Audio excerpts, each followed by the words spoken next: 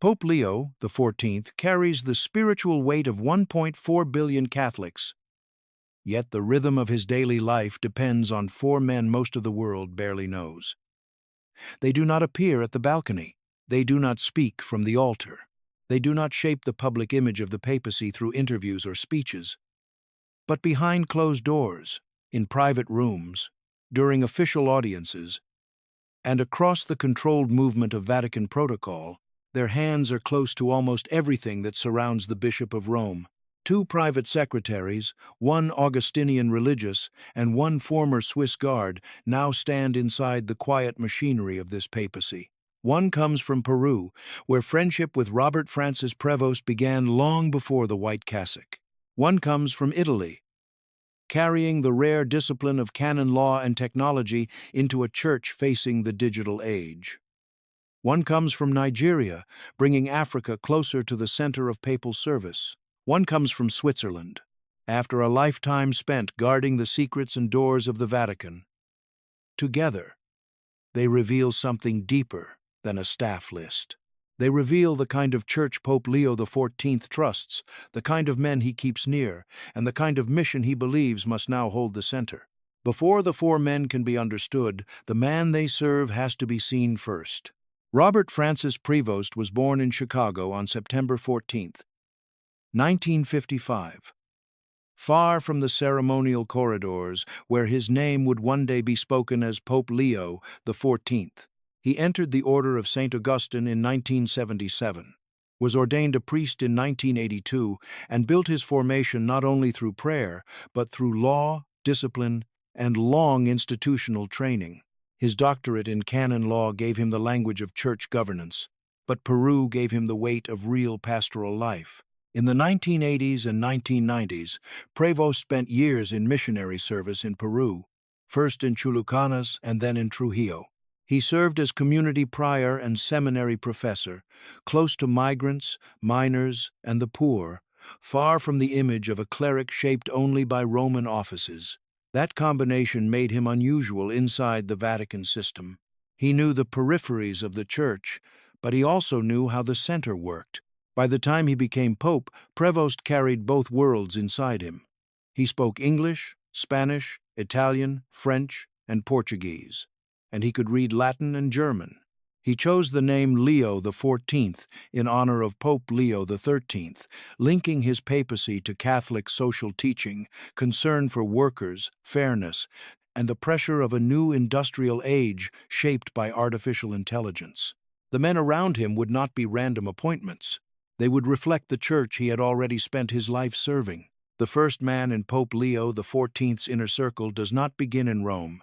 His story begins in Chiclayo, Peru. Inside the life of a seminary where a young student first encountered the priest who would later become pope. In 2006, Edgard Ivan Remacuna was only 17 years old when he entered Santo Toribio de Mogrovejo Major Seminary. There, he met Father Robert Prevost, not as a distant Vatican figure, but as a mentor and spiritual guide. That relationship did not disappear when the years carried them into different assignments. Remacuna later studied in Rome and graduated with a licentiate in Scripture from the Pontifical Biblical Institute in 2021. After that, he went to Manziana, a small district in northern Italy, where he served as a parish vicar.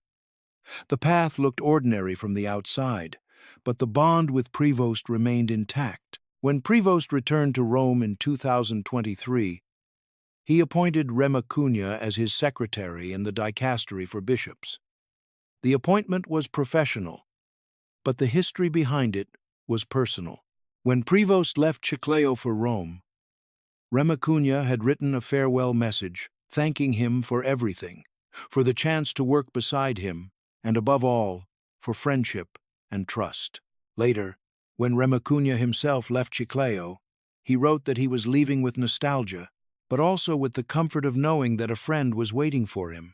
Remacuna is the youngest man in the Pope's inner circle, only 36 years old, yet he carries the longest shared history with Pope Leo XIV.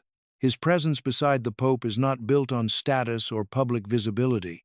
It is built on years of trust, that began before Rome, before the papal name, and before the machinery of the Vatican placed them inside the same institution again. In a world where proximity to the Pope can easily look like power, Remacuna represents something quieter. In November 2025, Pope Leo XIV appointed him chaplain of His Holiness. The title was honorary, but the signal was not small. It formally incorporated Remacuna into the pontifical family and marked a return to the tradition of a permanent private secretary. Pope Francis had interrupted that pattern by rotating several young priests through the role every few years. With Remacuna, Pope Leo XIV chose continuity instead of rotation. He placed near him a priest formed in Peru, tested by years of shared service and marked by a friendship that had survived distance, appointments, and institutional change. The choice revealed a central instinct of this papacy. Loyalty did not have to be loud to be decisive. If Remacuna represents the personal heart of the papacy, Father Marco Billery represents its quiet precision. He entered the inner circle in September 2025 as Pope Leo XIV's second personal secretary. He was 42 years old, ordained in 2016, and already marked by an unusual formation. Before canon law, he had studied computer engineering. That combination gives his role a different weight inside this papacy. Billery earned a doctorate in canon law, the same field that shaped Pope Leo XIV himself. He served as a judge of the Ecclesiastical Court of Tuscany and as vicar in the parish of St. Stephen and Martin in San Miniato Basso. His background placed him at the meeting point between church law, pastoral responsibility, and technical discipline. Those who worked with him described him as humble, quiet, and efficient. His presence did not draw public attention, and that may be exactly why he fit the role. In a Vatican where every document, appointment, audience, and protocol carries consequence, Pope Leo XIV placed near him a man trained to understand both structure and precision. Billery was not chosen to be seen. He was chosen to make things work correctly. Father Marco Billery's appointment mattered because Pope Leo XIV was not stepping into a simple age. The Church was facing questions that could not be handled only with instinct, tradition, or public language. Artificial intelligence, digital ethics, institutional reform, and global accountability were already pressing against the walls of Catholic governance. In that world, a secretary who understood both the code of canon law and the logic of technology was not a decoration. Billery's role remained almost invisible from the outside, but invisibility did not make it minor. The Pope needed men who could protect order without seeking attention, and Billery fit that pattern. His discipline belonged to documents, procedures, legal clarity, and the unseen machinery that keeps decisions from collapsing under confusion. He was not the emotional bridge to the Pope's past like Remacuna, but the technical mind beside a papacy entering a new industrial revolution. His presence revealed another layer of Pope Leo XIV's instincts. This was not only a papacy of friendship and missionary memory, it was also a papacy concerned with structure, seriousness, and correctness. In a church moving through digital pressure and institutional reform, Billery stood as the quiet operator who helped the center hold its shape. The third man carries a different geography into the Pope's closest circle. Father Edward Danyang Dalang was born on April 4, 1977, in Yitlar, Kuala, in Nigeria's Plateau State. He made his first profession in the Order of St. Augustine in 2001, took his solemn vows in 2004, and was ordained a priest in 2005. His path placed him inside the same Augustinian world that had shaped Robert Francis Prevost for decades. His appointment was announced on November 10, 2025. It signaled Pope Leo XIV's trust in the Order of St. Augustine and his intention to widen the cultural scope of his closest collaborators. But the appointment was not only symbolic. Dalang had first met Prevost in 2001 when Prevost, then Prior General of the Augustinians, visited Nigeria. The connection deepened after Dalang moved to Rome in 2002. He later remembered Prevost through two traits that stayed with him: simplicity and humility. After Pope Leo XIV's election, Dalang said that Africa was in Leo's heart and recalled that Prevost had visited Nigeria at least 10 times as prior general. The message was clear without needing to be announced loudly. Africa was no longer only being observed from Rome. It was now standing close to the Pope himself.